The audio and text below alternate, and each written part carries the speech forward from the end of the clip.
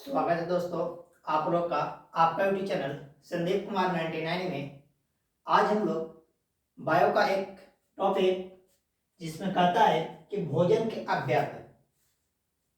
भोजन के कौन कौन से अवयव होते हैं। जब हम लोग भोजन करते हैं तो आप लोग जानते हैं कि भोजन जो किया जाता है वो हमारे शरीर में जो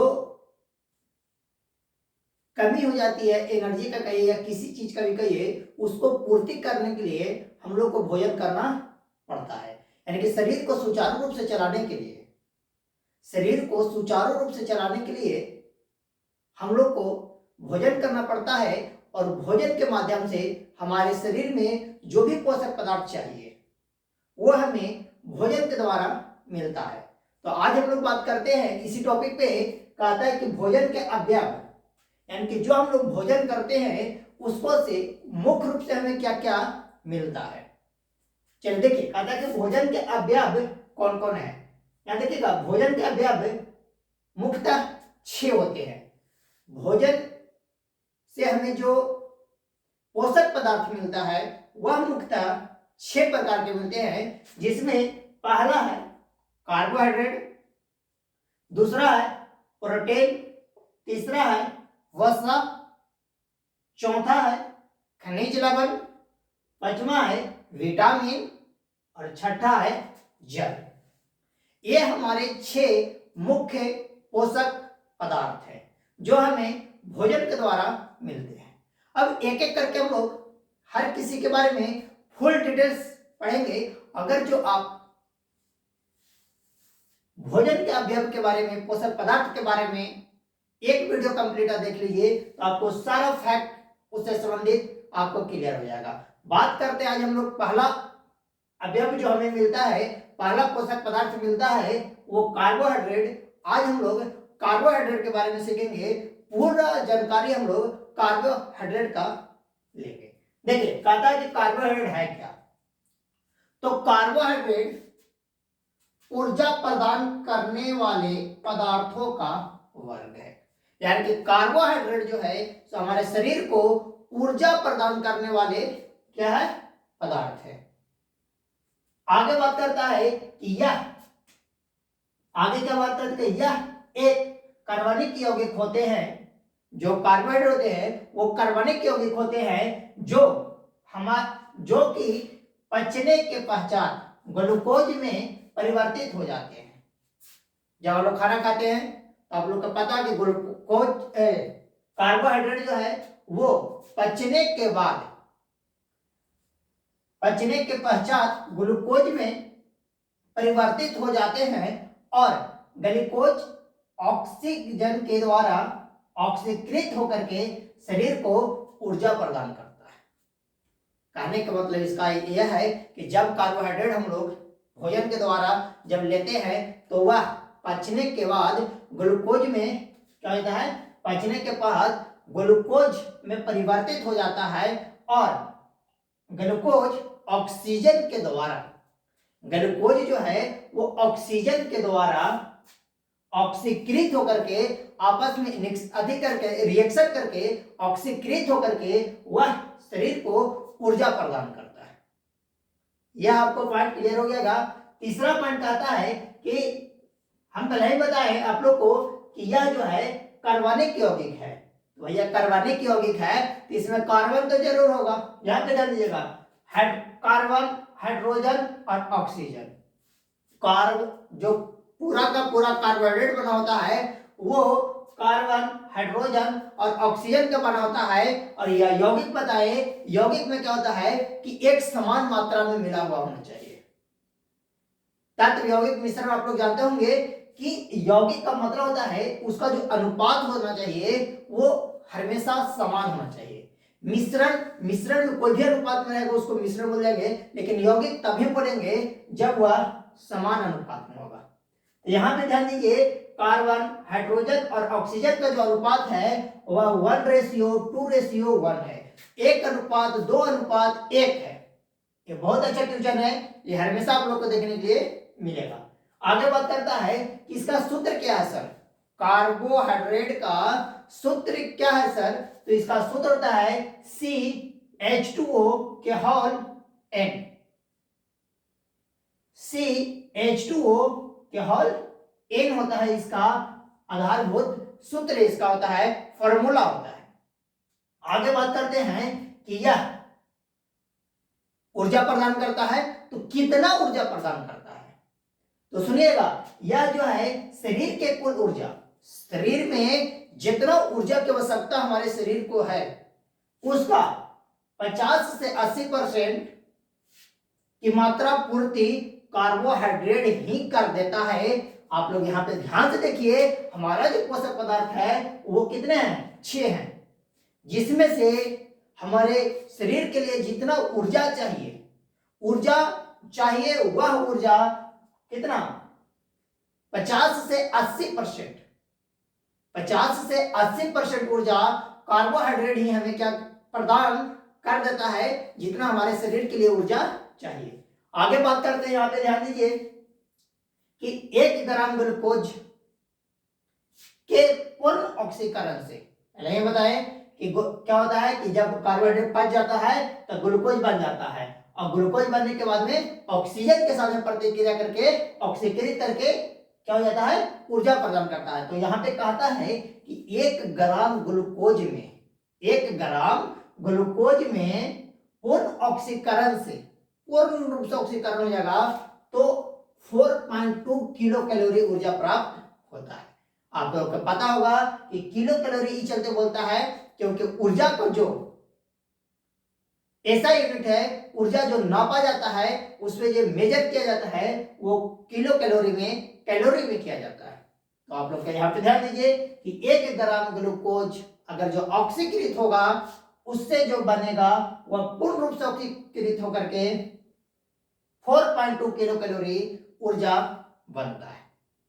आगे अगर बात करते हैं, इस पे कहता है कि सर कार्बोहाइड्रेट का स्रोत क्या है, कार्बोहाइड्रेट का स्रोत क्या है, यानी कि कार्बोहाइड्रेट हमें कहां कहां से प्राप्त होता है।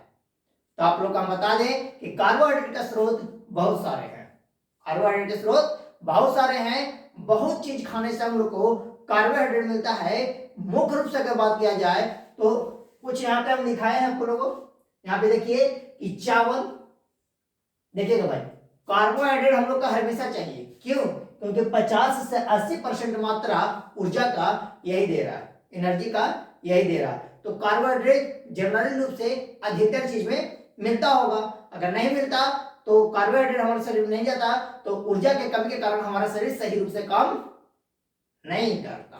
अब बात करते हैं कि किसको किसको में, तो चावल में, मक्का में, ज्वार में, गेहूं में, मांस में, आलू में, दूध में, गुड़ में, शहद में, अंजीर में, चुकंदर में, गन्ना में, सलजम में, केला में, बाजरा, जौ और पके फल इत्यादि चीजों में कार्बोहाइड्रेट मिलता है।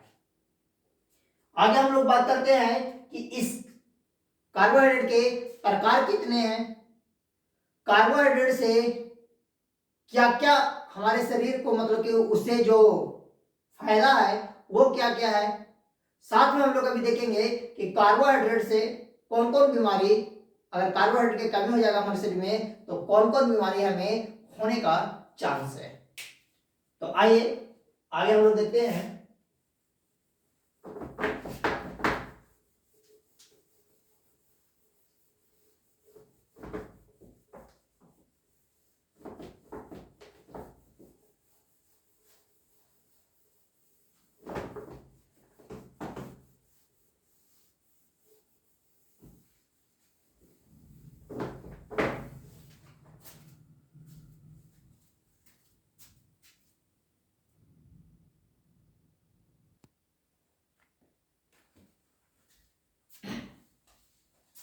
चलिए आगे हम लोग देखते हैं एक कार्बोहाइड्रेट के प्रकार।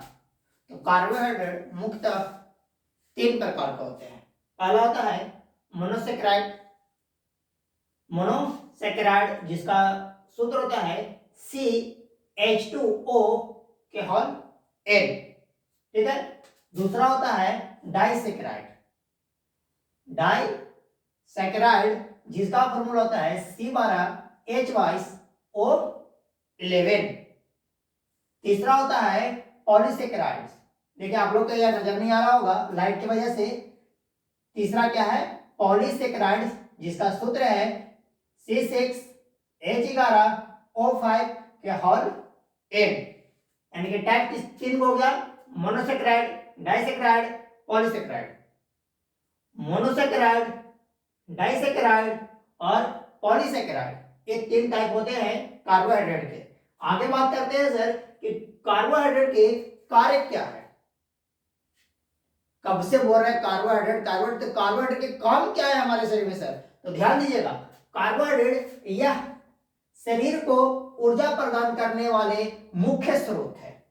क्या होते हैं, मुख्य स्रोत होते हैं ऊर्जा प्रदान करने वाले। हम पहले ही बता दिए हैं कि 50 से 80%, कितना, 50 से 80% जो हमारे शरीर को ऊर्जा चाहिए, एनर्जी चाहिए, वह कौन देता है, कार्बोहाइड्रेट देता है। तो यह ऊर्जा प्रदान करने वाले मुख्य स्रोत है। अगला बात करते हैं, यह जो है डीएनए तथा आरएनए का घटक होता है, यानी कि डीएनए और आरएनए का क्या होता है, घटक होता है।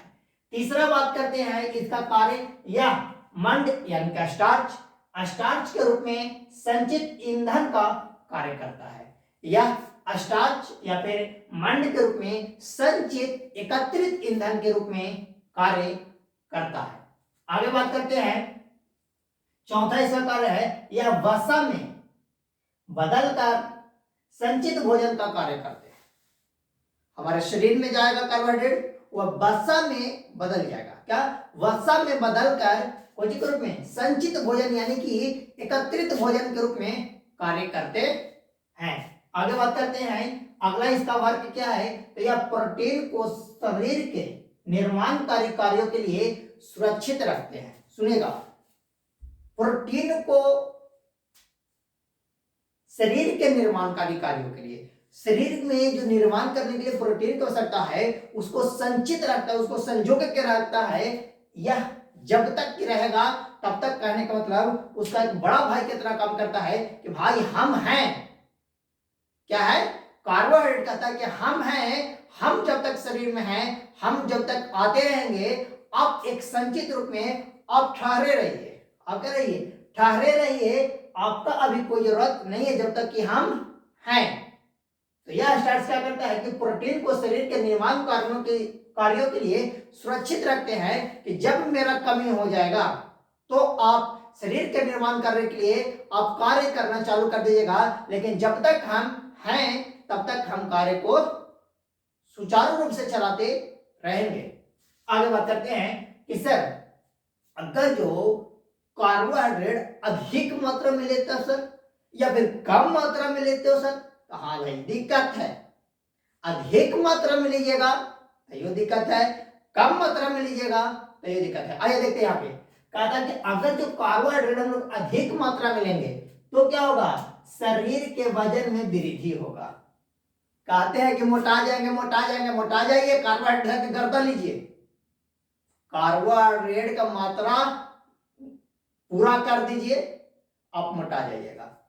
क्या कहता है कि अगर अधिकता, कार्बोहाइड्रेट की अधिकता हो जाएगा तो शरीर के वजन में वृद्धि हो जाएगा, वजन में क्या हो जाएगा, वृद्धि हो जाएगा। आगे बात करता है, मोटापा संबंधित रोग हो जाएगा। ज्यादा ले लीजिएगा ना तो क्या हो जाएगा, मोटापा संबंधित रोग हो जाएगा। ठीक है, आगे बात करते हैं, इसका कमी से क्या होगा सर, तो सुनिएगा, शरीर के वजन में कमी हो जाएगा। जैसी कार्बोहाइड्रेट की मात्रा बढ़ेगा शरीर के वजन में वृद्धि होगा, कार्बोहाइड्रेट की मात्रा कमेगा शरीर के वजन में कमी होगा। यानी कि यहां से साफ यह पता चलता है कि कार्बोहाइड्रेट हमको एक उचित मात्रा में, एक संतुलित मात्रा में हमें कार्बोहाइड्रेट का सेवन करना चाहिए। आगे क्या होगा, कमी से क्या हो जाएगा, कार्य करने की क्षमता में कमी हो जाएगा। सुनिएगा, जब शरीर में वजन की कमी हो जाएगा, शरीर आपको कमजोर पड़ जाएगा तो कार्य करने का अपूर्ति से क्या होगा, एनर्जी नहीं मिलेगा, कार्य करने का मन नहीं करेगा। आप खुद भी इसको करके देखोगे कि जिस दिन आप लोग भोजन नहीं करते हैं, आपको एनर्जी नहीं मिलता है, वह कार्य करने का मन नहीं करता है। तो यहाँ भी वही होता है। आगे कहता है कि एक और होता है, जब कमी हो जाएगा तो क्या होता है कि यकृत तथा नाड़ी के क्रियाकलापों में शिथिलता आ जाती है, यानी कि कमी आ जाती है। हमारा जो नाड़ी है, ठीक है, और हमारा जो क्या है यकृत है, हमारा जो क्या है यकृत और नाड़ी जो कार्य करती है, क्रियाकलाप करती है, उसके क्रियाकलाप करने में स्थिरता आ जाती है, कमी आ जाती है कार्बोहाइड्रेट के कमी के कारण। यानी कि आप लोग को यहां से यह पता चलता है कि कार्बोहाइड्रेट में संतुलित मात्रा में लेना चाहिए, ना तो ज्यादा ना तो कम। ये पूरा का पूरा जानकारी हम लोग कार्बोहाइड्रेट के बारे में लिए।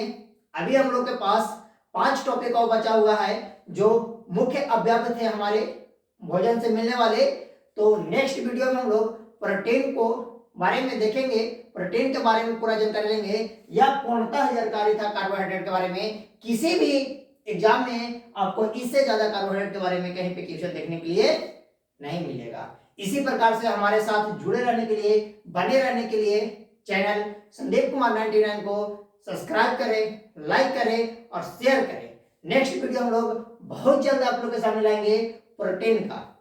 धन्यवाद।